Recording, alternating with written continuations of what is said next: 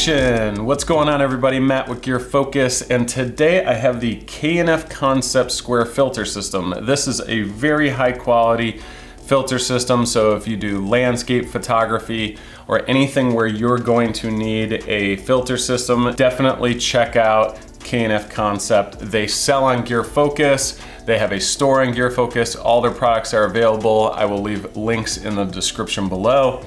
And let's get right into it. So the main kit, this is the 100mm square filter system. And this comes with the holder as well as the adapter ring set. So the adapter ring set comes with quite a few. It's 49mm all the way up to 82mm. I'm currently using the 82mm adapter because I'm using the 16 to 35 Canon EF lens that I'm going to be shooting examples with. So I'm just going to go over a very basic quick overview of what you get in these kits, as well as how to attach it. So again, you take this. These I already took out, the 100mm and the 150mm gradient. And it's very easy. Once you have your filter attachment on here, you just slide it on and clip it. So there's a little button on the side, and you just push it on there and let go, and it's very secure. High quality leather holders with a little pull tab so you can pull the filter out. This is the ND1000, so I'll use this just as an example. You have 2 slots in the holder, so you can double up and stack your filters. Right now I'm just going to slide this in so you can see it is a very nice snug fit, so it's not going to slide out. I'm going to position it so that it's even and it covers the lens completely, and very easy, very straightforward. Now, I've used a lot of filter systems in the past. In fact, I've used some that were about twice as expensive as the K&F. So I'm going to get out and shoot some examples with these 2 filters. Again, I have the ND1000, and I also have the 150mm gradient. They will be coming out with other 150mm filters soon, but all of the ones that I have here and that I'm going to be testing are available for purchase right now. So this you slide in, and as you can see, you can adjust the horizon line and where the shift starts to happen in this gradient. This is a gradient 8, so I can shift that around depending on the scene. So I'm gonna grab this out of here, I'm gonna throw this in my camera bag, and I'm gonna get out there and shoot some examples. So let's get out there. All right, so I'm recording right now at ISO 400, 50th of a second, because I'm shooting 23.98, and I'm at f/22 right now.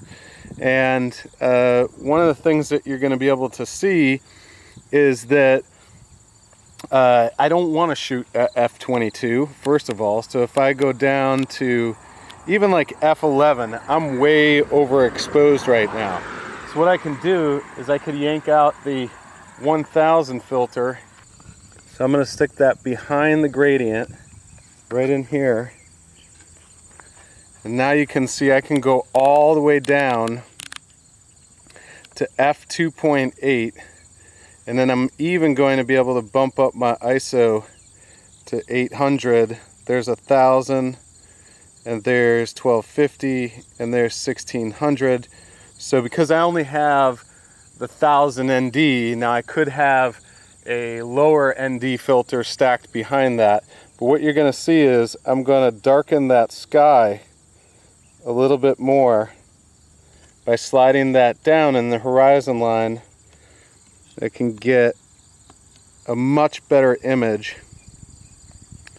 And again, this is at a 50th of a second, f/2.8, the lowest f-stop I can go at ISO 2000.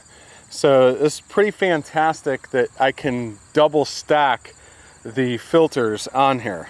All right, so you can see I'm at f/2.8 right now, and I have the graduate I have the gradient filter, I should say. I'm gonna slide that up. You're gonna see that sky overexposed a little bit. It's not too bad, but now I'm gonna slide that gradient filter back down, and you're gonna see that sky start to darken up there. So, you know, I have the horizon a little bit less than halfway right now. Not too bad, but there is a soft gradient between the two. And this, you know, really allows you to dial in. Okay, so I brought a handful of photos into Lightroom just to take a look and see how these filters perform. This is a shot without the ND filter. As you can see, the sky is very blown out, especially around the tree here. Let me get out of this. So you can see that this is very blown out. Now, even bringing down the highlights on that, you're gonna see this is really breaking up, especially if I go to 2:1. It's really breaking up in the leaves here with that brightness. And that's the benefit of using ND filters, is that you can it's much easier to bring up shadows than it is to bring down highlights. Once you have lost that information and things are blown out, it's very hard to get that back. Now, if I go into the other photograph here that I use the ND filter, you can see I've done some editing here. You can see my settings off to the right there. I did check the histogram for coloring and any tint from these filters, and I didn't see any major shift in a magenta shift or a green shift of the tint. So they performed very well as far as color is concerned.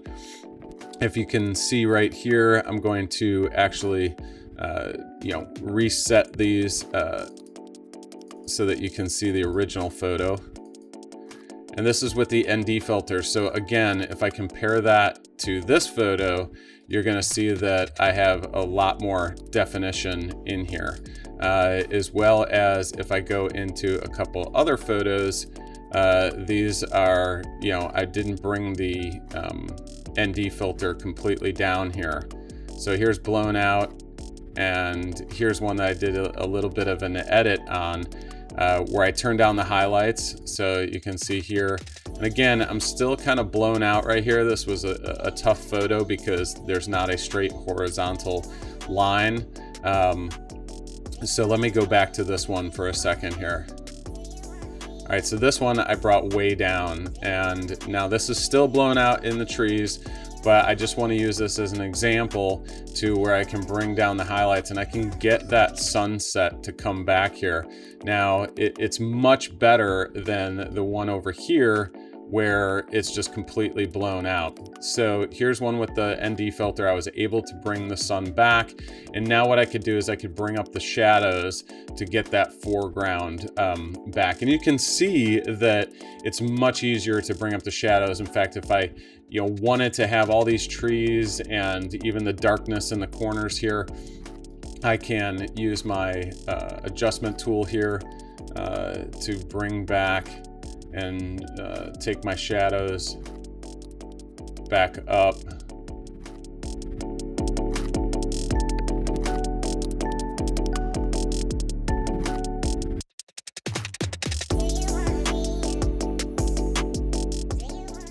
See the definition in the clouds?